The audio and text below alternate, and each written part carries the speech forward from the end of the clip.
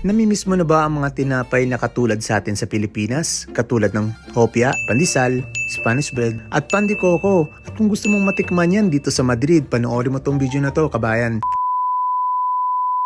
For today's vlog, pupunta tayo ngayon sa Tetuan para matikman ang sikat na tinapayan ni Ate Elma. At dito nga tayo mag-uumpisa sa Marquez de Vadillo papuntang Gran Via. At pagdating naman ng Gran Via ay magta-transfer tayo sa Linya 1 papuntang Tetuan. At dyan nga ay nagpa-load muna kami ng tarjeta namin kasi medyo ubos na. Kapag may laman na, itatap mo lang yan at makakapasok ka na.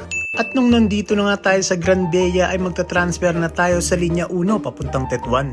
Dito ay sinaraduan na kami at biglang bumukas ulit. Sinyalis talaga to, no? For the go na tayo sa bakery ni Ate Elma.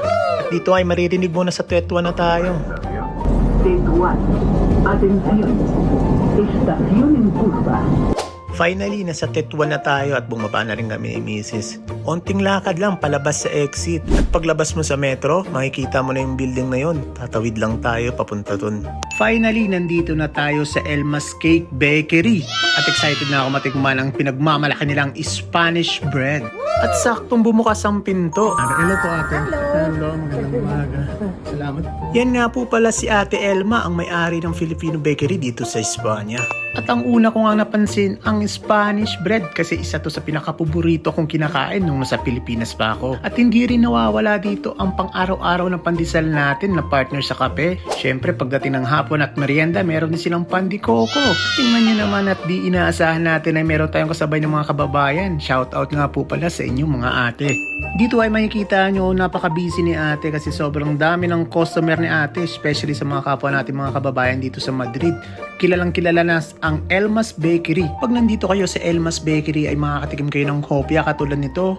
Meron din silang siopaw at mga kakanin. Tingnan nyo naman dahil sa sobrang sarap ng tinapay ni ate, halos maubos na ang laman. Yes! Ubus na ang paninda natin. Ang bilis maubos. Kung hindi nyo nga po na itatanong ay gumagawa rin si ate ng cake, pwede po kayong umorder sa kanya. Heto na rin ang mga presyo ng paninda ni ate at tuwing Lunes ay sarado po si Ate Elma. At pag nandito ka sa Madrid, huwag mong palalagpasin to, ang Elma's Bakery located sa Tetuan at malapit sa Dedel Mercado.